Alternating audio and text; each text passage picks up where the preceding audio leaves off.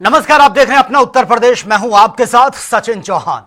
पूर्व प्रधानमंत्री और भारत रत्न अटल बिहारी वाजपेयी की पुण्यतिथि पर राजधानी लखनऊ में श्रद्धांजलि सभा आयोजित हुई है। यहां पर कार्यक्रम में मुख्यमंत्री योगी आदित्यनाथ उन्होंने शिरकत की है और अटल जी को श्रद्धा सुमन अर्पित कर उनको नमन किया।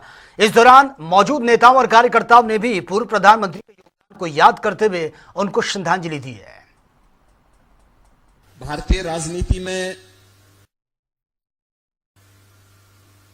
6 दशक से अधिक का कार्यकाल, एक लंबे समय तक जिनकी उपस्थिति भारतीय राजनीति में रही हो, निष्कलंक और एक निष्कपट राजनीति को सरदेव अटल जी ने आगे बढ़ाया।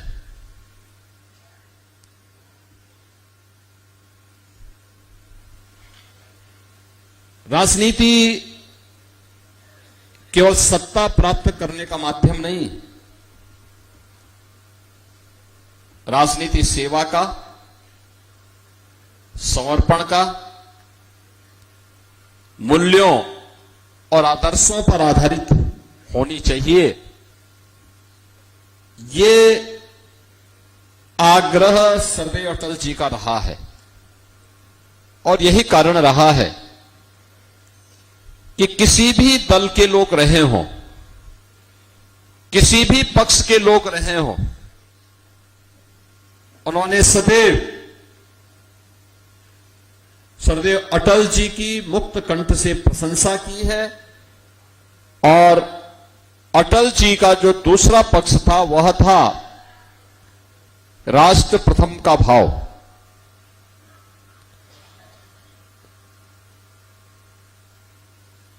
यानी अगर देश का हित महत्वपूर्ण है और देश के हित से जुड़ी भी कोई बात किसी ने भी कही है तो उन्होंने दल के हित को तिलांजलि देकर के देश के हित में निर्णय लिए। याद करिए, आज आपके सामने वो दृश्य देखने को मिलते होंगे जब दल बनते हैं, टूटते हैं, गठबंधन बनते हैं, टूटते हैं।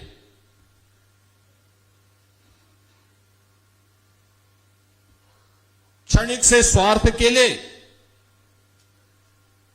स्वयं का स्वार्थ सिद्धि नहीं हुआ तो वहां के ताने बाने को छिन्न भिन्न करने के लिए लोग उतारू हो जाते हैं। लेकिन सरदेव अटल जी ने एक बार नहीं, अनेक बार उस प्रकार का उदाहरण प्रस्तुत किया।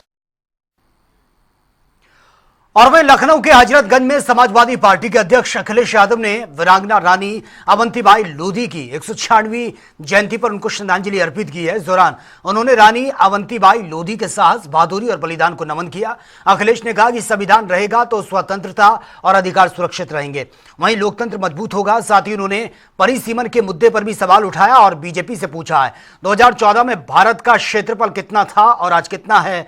और साथ ही अखिलेश यादव ने और क्या कुछ कहा, एक बार वो भी सुन लेते हैं।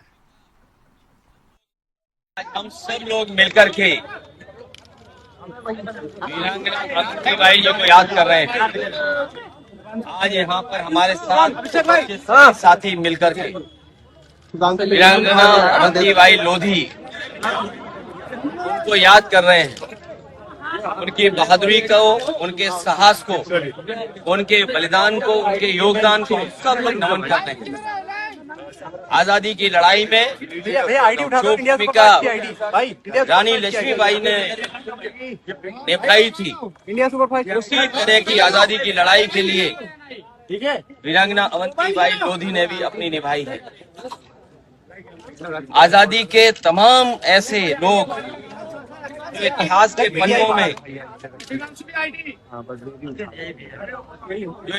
पन्नों में हैं, उन सबको हम लोग सम्मान करते हैं, नमन करते हैं। कल ही 15 अगस्त स्वतंत्रता दिवस हम लोगों ने मनाया। उस समय भी राष्ट्रपिता महात्मा गांधी से लेकर के भगत सिंह, चंद्रशेखर आजाद, और लाखों लाख स्वतंत्रता सेनानी, लाखों लाख जिनके बलिदान की वजह से, जिनके शहीद होने की वजह से हमें आजादी मिली, और उसके बाद बाबा साहेब भीमराव अम्बेडकर जी, राम मनोहर लोहिया, नेताजी, जो रास्ता दिखाया संविधान का और समाजवादी विचारधारा का, उसको आगे लेकर के हम लोग बढ़ रहे हैं। समाज में एकजुटता कैसे हो, समाज एक कैसे हो। आजादी की लड़ाई में सबसे बड़ी बात थी कि हमारा अधिकार नहीं था, हमारे कानून नहीं थे, हमें हक और सम्मान नहीं मिलता था। उसी लड़ाई को लड़ने का काम वीरांगना अवंतीबाई लोधी ने किया है।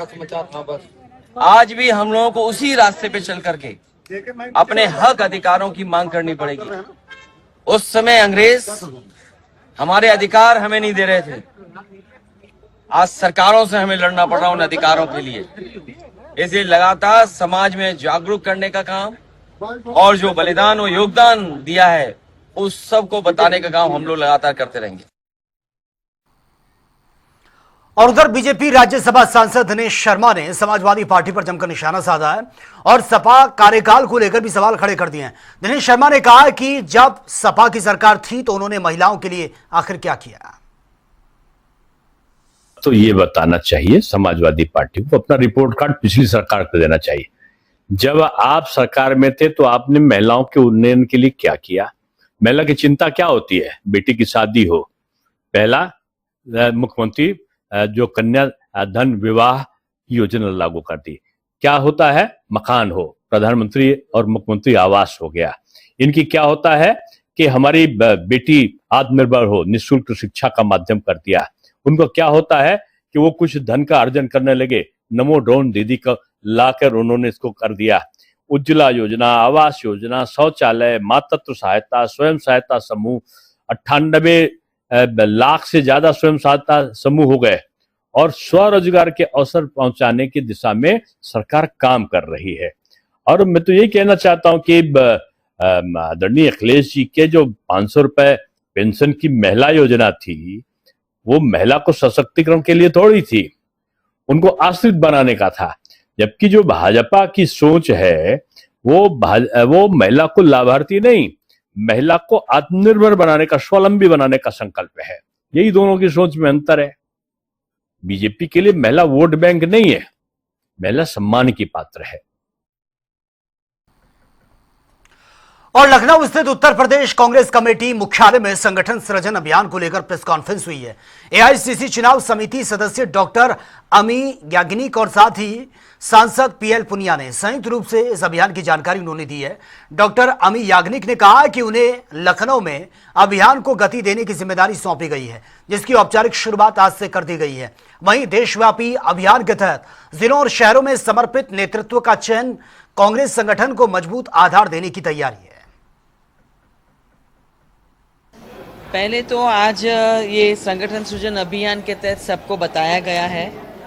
हर ब्लॉक जिले में, जैसे अगर लखनऊ में 2 असेंबलीज है, 8 ब्लॉक है, लोकसभा है, तो सारे सीनियर लीडर्स, पहले के लीडर्स, जो बनना लीडर्स चाहते हैं, सबको बताया गया है कि आज ये अभियान है। जिसको जो कहना है आके बताएं और बता के क्या संगठन कितना मजबूत हो सकता है ज़मीन पे, उसकी बात करेंगे। सबकी बात हम सुनेंगे, सबके सजेशंस हम लेंगे और क्या आगे करना चाहिए, और एक मजबूत लीडर जो डिस्ट्रिक्ट को ध्यान रख सके, डिस्ट्रिक्ट कांग्रेस कमेटी का प्रेसिडेंट बन सके, उसकी हम सिलेक्शन करेंगे और उसके बाद सबकी ट्रेनिंग होगी। तो ये हम यहाँ से शुरू कर रहे हैं। और वहीं लखनऊ में राज्यपाल आनंदीबेन पटेल से आईआरएमएस यातायात 2022 और 2023 बैच के 51 प्रशिक्षु अधिकारियों ने शिष्टाचार भेंट की है। गांधी सभागार में हुए कार्यक्रम में 14 महिला अधिकारी भी शामिल रही हैं। वहीं राज्यपाल ने अधिकारियों को ईमानदारी, अनुशासन और जनहित को प्राथमिकता देने की सीख दी है।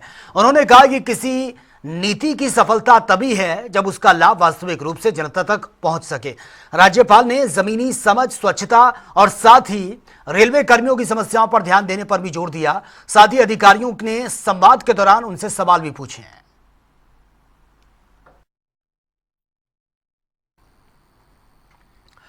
हमीरपुर के चंदूपुर गांव में सड़क की मांग को लेकर 200 से ज्यादा स्कूली बच्चों और करीब 50 अभिभावकों को 5 किलोमीटर पैदल कलेक्ट्रेट पहुंचना पड़ा है।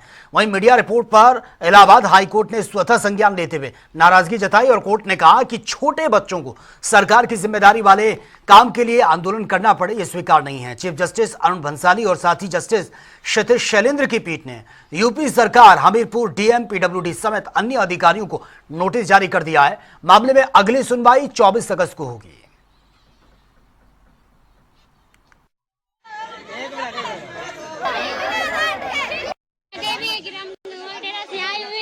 हमें सड़क के बारे में कुछ सूचना करनी है। कितनी बार यहाँ आ चुकी हैं? यहाँ कम से कम 2-4 बार तो आ ही चुके हैं, लेकिन यहाँ कोई सुना ही नहीं करते। बस बता देते हैं जाओ जाओ जाओ, एक हफ्ते में काम चालू हो जाए, 15 दिन में काम चालू हो जाए, लेकिन कोई काम चालू नहीं होता। हम लोग आश्वासन देकर भगा दिया तो हम लोग चले जाते हैं वापस। बता देते हैं 1 हफ्ते में हो जाए, 15 दिन में हो जाए, 1 महीने में हो जाए, लेकिन काम ही चालू ही नहीं होता। क्या समस्या आ रही है आपको रोड से? हमें ये समस्या है, हमारी पूरी यूनिफॉर्म गंदी हो जाती, जूता चप्पल सब टूट जाते हैं, फेंक देते हैं, पूरे कपड़ा साइकिल पैर टूट जाते हैं कीचड़ के वजह।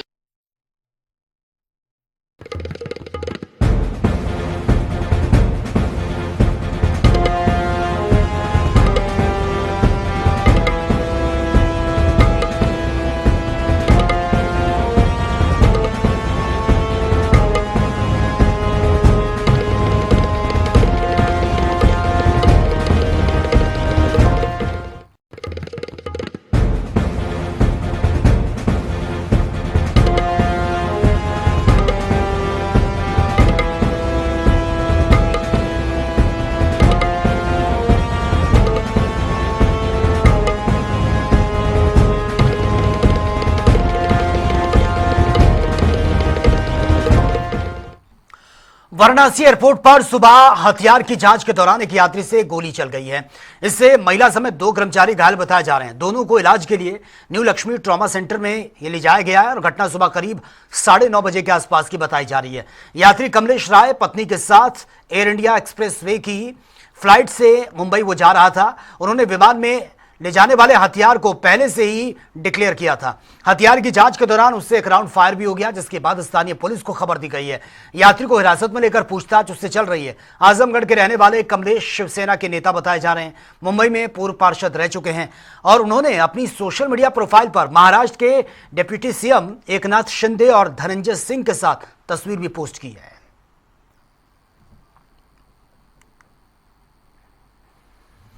चंबल नदी में आज सुबह उस समय अफरा तफरी मच गई जब भिंड के नगरा घाट से बहा के कैंजरा घाट की ओर आ रहे स्टीमर का डीजल खत्म हो गया। तेज भाव के चलते स्टीमर करीब 8 किलोमीटर नदी की धार में बहता रहा। स्टीमर पर करीब 10 से 12 मोटरसाइकिल्स और साथ ही लगभग 50 यात्री इस पर सवार थे।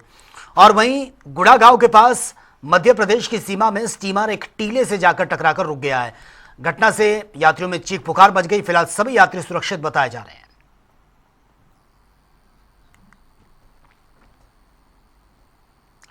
संगम नगरी प्रयागराज में गंगा यमुना का जलस्तर बहुत तेजी से बढ़ रहा है। मानसून के चलते घाटों और तटीय इलाकों में पानी बढ़ने से आवाजाही भी कम हो गई है और कई प्रमुख घाटों पर सन्नाटा पसरा हुआ है। उत्तर प्रदेश की संगम नगरी प्रयागराज, जो आम दिनों में श्रद्धालुओं से गुलजार रहती है, इन दिनों गंगा और यमुना के बढ़ते जलस्तर की चपेट में है। प्रयागराज में मानसून के कारण गंगा और यमुना का जलस्तर तेजी से बढ़ रहा है, जिससे घाटों और तटीय इलाकों में आम दिनों की तुलना में आवाजाही कम होने के साथ ही सन्नाटा पसरा हुआ है।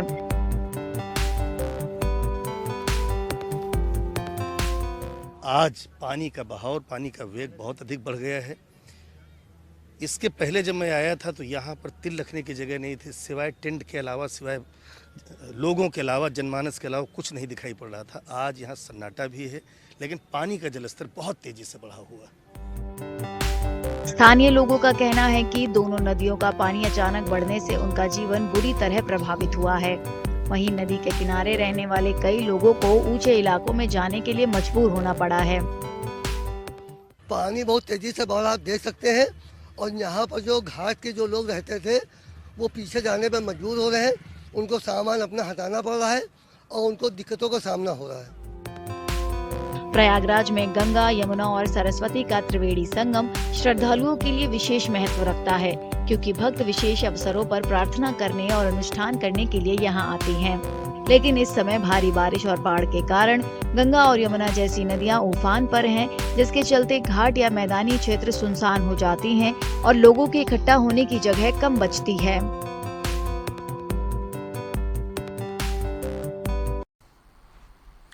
और वहीं सहारनपुर में ऑपरेशन सवेरा के तहत बेहट पुलिस ने बड़ी कार्रवाई करते हुए 2 नशा तस्करों को गिरफ्तार किया। पुलिस ने आरोपियों के कब्जे से 804 ग्राम अवैध स्मैक बरामद की है, जिसकी अंतर्राष्ट्रीय बाजार में कीमत करीब 4 करोड़ 10 लाख रुपए बताई गई है। वहीं तलाशी में बुलेरो कार, इलेक्ट्रॉनिक कांटा और साथ ही 2 मोबाइल फोन भी मिले हैं। फिलहाल गिरफ्तार आरोपियों की पहचान तालिब और अमित के रूप में हुई है। पुलिस अब नशा तस्करी से जुड़े इस पूरे नेटवर्क को खंगाल रही है।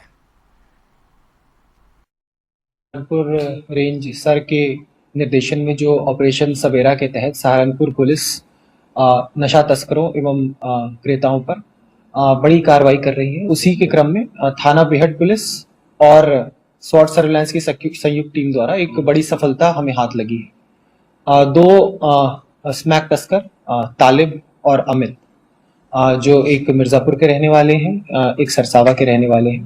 पूर्व में भी इनका कमर्शियल क्वांटिटी का आपराधिक इतिहास है तथा इनके गैर जनपद से स्मैक लाने की सूचना पुलिस को कई दिनों से प्राप्त हो रही थी। तो इसी क्रम में हमने मुखबिरी के आधार पर एक सॉलिड लीड का फॉलो करते हुए इन दोनों को कल 804 ग्राम स्मैक के साथ गिरफ्तार किया गया, जिसकी इंटरनेशनल मार्केट्स में करीब कीमत 4 करोड़ रुपए है। इनके पास से एक 4 व्हीलर गाड़ी, उसके अलावा 2 मोबाइल फोन भी बरामद किए गए हैं और एक इलेक्ट्रॉनिक।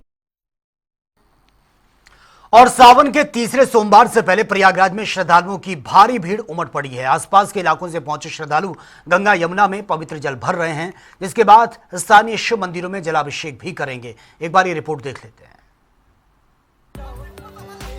उत्तर प्रदेश के प्रयागराज में सावन के तीसरे सोमवार से पहले श्रद्धालुओं की भारी भीड़ दिखाई दे रही है।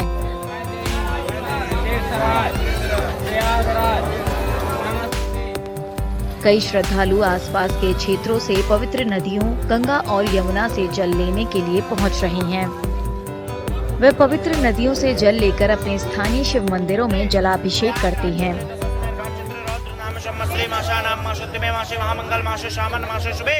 हम लोग बनारस से आए हुए हैं, काशी विश्वनाथ जाएंगे, यहाँ से इलाहाबाद से जल लेकर के, और यहाँ की व्यवस्था सब सही है सरकार की। वाराणसी से ही आया हूँ और यहाँ प्रयागराज से जल लेके सीधे जाऊंगा बनारस। कहाँ से जल लिया आपने? प्रयागराज से जल लेके, संगम से जल लेके वहाँ से जाऊंगा सीधे बनारस जल लेके, और वहाँ पे विश्वनाथ को जल चढ़ाएंगे पैदल ही। दशाश्वमेध घाट उन प्रमुख पवित्र स्थलों में से एक है जहां बड़ी संख्या में श्रद्धालु पहुंच रहे हैं। एक स्थानीय पुजारी ने श्रद्धालुओं के लिए घाट के महत्व को समझाया। ये कहा जाता है कि ब्रह्मा जी के द्वारा जहाँ जहाँ यज्ञ किया जाता है, दशाश्वमेध घाट हर जगह आपको तीर्थों में पाया जाता है। तो सावन के महीने में भगवान शंकर जी को अति प्रिय होता है ये जल, जो दशाश्वमेध घाट से ले जाया जाता है, क्योंकि ये घाट ही बड़ा पावन होता है। और यहाँ पे आप सामने देखेंगे दशाश्वमेध मंदिर भी है। तो सावन के महीने में भक्त लोग काफ़ी तादाद में यहाँ आते हैं और यहाँ जल भर कर भगवान शिव को अर्पण करते हैं, ताकि शिव जो है वो सबके इष्ट हैं। सावन महीने में सोमवार को विशेष रूप से पवित्र माना जाता है, जो भगवान शिव को समर्पित है। इस दिन भक्त व्रत रखते हैं, मंदिरों में जाकर शिवलिंग पर जल, दूध और बेलपत्र अर्पित करते हैं। तो चलिए बात होगी तमाम खबरों की ताबड़तोड़ अंदाज में। यूपी में मानसून ने फिर से रफ्तार पकड़ ली है। 40 से ज्यादा जिलों में भारी बारिश का अलर्ट है। लखनऊ में बारिश से सड़कें पूरी तरह से जलमग्न हैं। 11 नदियां इस वक्त तूफान पर हैं। बाढ़ का खतरा बरकरार। लखनऊ में मूसलाधार बारिश ने नगर निगम और एलडीए के दावों की पोल को खोल कर रख दिया। हजरतगंज, गोमती नगर समेत कई इलाकों में जल भराव। जनकी पूरी घरों में पूरी तरह से लबालब पानी भरा हुआ है। वीरांगना अवंतीबाई लोधी की जयंती पर अखिलेश यादव ने श्रद्धांजलि दी है। उनकी बहादुरी, साहस, बलिदान को याद किया। रानी लक्ष्मीबाई के समान अवंतीबाई की भूमिका बताई। कहा आज भी उनके हक और अधिकारों के लिए संघर्ष जरूरी है। बाराबंकी में पुलिस मुठभेड़ के दौरान लूट का आरोपी गिरफ्तार। जवाबी कार्रवाई में पैर में गोली लगने से घायल हुआ 2 मोबाइल। लखीमपुर खीरी में दर्दनाक सड़क हादसा। कार और बाइक की जबरदस्त टक्कर। 2 बच्चों की मौके पर मौत की खबर, जबकि 3 गंभीर रूप से घायल, सभी अस्पताल में भर्ती। फतेहपुर में तिरंगा यात्रा के दौरान राष्ट्रीय ध्वज के अपमान का वीडियो सोशल मीडिया पर वायरल। थार की छत पर बैठे युवक के पैर के पास लगा तिरंगा, लोगों में गुस्सा। फर्रुखाबाद में रोडवेज बस ने कांवड़ियों से भरी ट्रैक्टर ट्रॉली को पीछे से टक्कर मारी है। एक महिला की मौत की खबर, 2 बच्चों समेत कांवड़िए इसमें घायल हैं। जिला अस्पताल में इलाज चल रहा है। पुलिस ने मामले में कार्रवाई शुरू कर दी। आगरा में ताजमहल के साए में यमुना में मना 15 अगस्त। 100 से ज्यादा तैराकों ने दशहरा घाट पर तैर कर दिया देशभक्ति का संदेश। एटा में तिरंगा लगाने का जुनून, मोबाइल टावर पर चढ़े 2 युवक, पुलिस ने समझा बुझाकर नीचे उतारा। दोबारा जान जोखिम में ना डालने की भी हिदायत। अलीगढ़ के चामुंडा मंदिर में पूजा के दौरान 2 भक्तों में मारपीट हो गई है। एक ने दूसरे के सिर पर घंटा मार दिया, एक के सिर से खून निकला है। पुलिस हिरासत में आरोपी। सीतापुर में किशोरी की मौत मामले में 3 आरोपी गिरफ्तार हैं। चौकी इंचार्ज सस्पेंड कर दिए गए। एसएचओ पर भी जांच जरूरी है और शुरू हो चुकी है। योगी सरकार ने लापरवाही पर सख्त कार्रवाई के संकेत दिए। लखीमपुर खीरी में दुधवा टाइगर रिजर्व के बफर जोन में पिंजड़े में कैद हुआ तेंदुआ, ग्रामीणों ने राहत की सांस ली। सहारनपुर में गड्ढे में गिरने से चाचा भतीजे की मौत, ईंट निकालने के समय हादसा हुआ। फायर ब्रिगेड की गाड़ियां मौके पर पहुंची, रेस्क्यू ऑपरेशन चलाया, लेकिन कोई बच नहीं पाया। मिर्जापुर के भटेवरा गांव में बिजली की लाइन कटने से 2 पक्षों में विवाद हो गया है। जमकर लाठी डंडे चले हैं। बीच बचाव करने पहुंची 2 महिलाएं भी घायल। फतेहपुर में पुलिस मुठभेड़ में 3 शातिर चोर गिरफ्तार हो गए हैं। एक बदमाश के पैर में गोली लगी है। तमंचा, कारतूस, चोरी की बाइक, चांदी के आभूषण, नकदी भी बरामद। सहारनपुर में भीषण सड़क हादसा, सैन्य अधिकारी समेत 2 की मौत की खबर, 4 घायल। जिलाधिकारी और एसएसपी ने मेडिकल कॉलेज पहुंचकर घायलों का हालचाल जाना। एटा एसओजी प्रभारी श्रवण कुमार निगम तो डीजीपी की प्रशंसा चिन्ह, रजत, अपराध नियंत्रण और प्रभावी पुलिसिंग में सहयोग और योगदान को लेकर सम्मानित किया गया। स्वतंत्रता दिवस पर डीजीपी राजीव कृष्ण ने सम्मानित किया। बाराबंकी में जमीन विवाद को लेकर खूनी संघर्ष देखने को मिला है। लाठी डंडों से और जमकर मारपीट हुई। शमशेर को ट्रैक्टर से कुचलने का भी आरोप है। वीडियो सामने। झांसी में मऊरानीपुर में तालाब में डूबने से 2 नाबालिग बहनों की मौत की खबर है। बकरी चराने गई 3 बच्चियां पहुंची थी नहाने के लिए, एक को सुरक्षित बचा लिया गया। लखनऊ के सिविल अस्पताल में 16वें स्वैच्छिक रक्तदान शिविर का आयोजन किया गया। पुलिसकर्मियों, युवाओं, समाज सेवियों समेत 45 लोगों ने रक्तदान किया। लोगों से भी रक्तदान करने की अपील है। लखीमपुर सदर कोतवाली पुलिस ने युवती से सामूहिक दुष्कर्म मामले का 24 घंटे में खुलासा कर दिया। देवकली रोड से 3 नामजद आरोपियों को गिरफ्तार किया।